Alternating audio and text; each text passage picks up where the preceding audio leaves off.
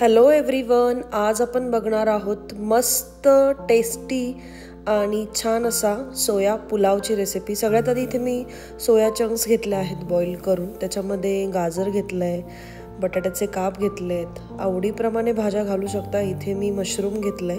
आता आपल्याला यामध्ये दही घालायचे 2 चमचे, सोबत घालायची आहे हळद, परत यामध्ये घालायची आहे काश्मीरी लाल मिरची पावडर, इथे मी 2 चमचे वापरली आहे। पुलाव मसाला घालायचा आहे 1 ते 2 चमचे, 1.5 चमचे घातलाय मी। परत इथे जिरं घालायचंय, चवीनुसार मीठ घालायचंय यामध्ये, आणि थोडीशी कोथिंबीर घालायची आहे। व्यवस्थित सगळं छान दह्यामध्ये हे मिक्स करून घ्यायचं आहे, मॅरिनेशन करायचंय। बघू शकता अशा पद्धतीने। एकदा का हे छान मॅरिनेट करून झालं का हे बाजूला ठेवून द्यायचं आहे। एका पॅन मध्ये तेल घ्यायचं आहे। तेल थोडंसं जास्त लागतं ह्या पुलावला। यामध्ये मी एक घेतला आहे चक्री फूल, परत दालचिनी, हिरवी वेलची, मसाला वेलची, तमालपत्र, बारीक कापलेला कांदा घातलाय आणि व्यवस्थित छान मस्त फ्राय करून घ्यायचा आहे कांदा।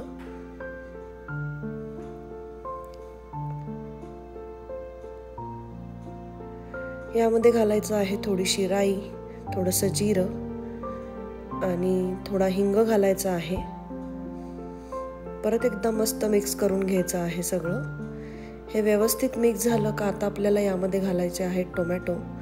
टोमॅटो देखील व्यवस्थित मिक्स करायचे। जोपर्यंत टोमॅटो असे सॉफ्ट होत नाही तोपर्यंत छान फ्राय करून घ्यायचे आहेत।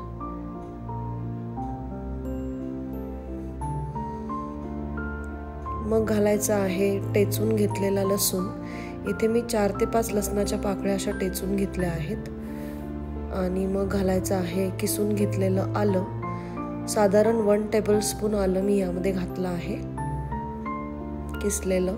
आणि परत एकदा मस्त मिक्स करून घ्यायचं आहे सगळं। बघू शकता आपलं टोमॅटो पण छान मस्त सॉफ्ट झाला आहे।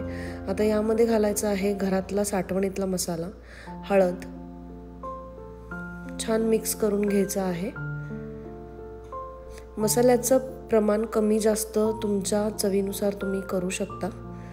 आता जे आपण सोया चंक्सचं मिक्सचर आहे, जे मॅरिनेशन करून घेतलं होतं, ते घालायचं आहे या फोडणीमध्ये आणि व्यवस्थित सगळं मिक्स करून घ्यायचं आहे।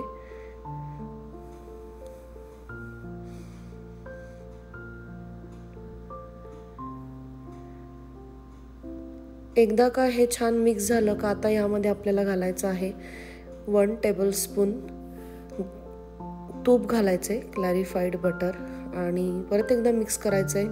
आणि इथे मी बासमती तांदूळ वापरला आहे 2 कप। आधी मी भिजवून घेतला होता तांदूळ आणि तो घालायचा आहे यामध्ये।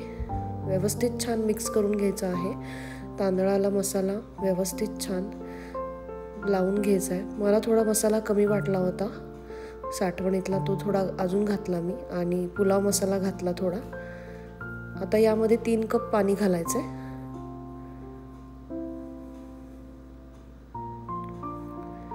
आणि परत एकदा व्यवस्थित सगळा राईस पाणी घातल्यानंतर मिक्स करून घ्यायचा आहे।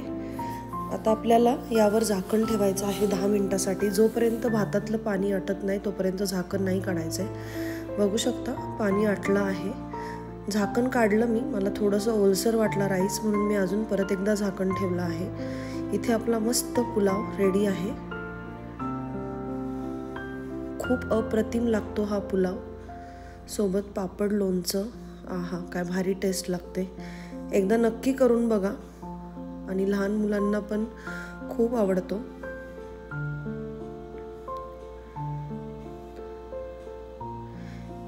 ही जर रेसिपी आवडली असेल तर नक्की लाईक करा,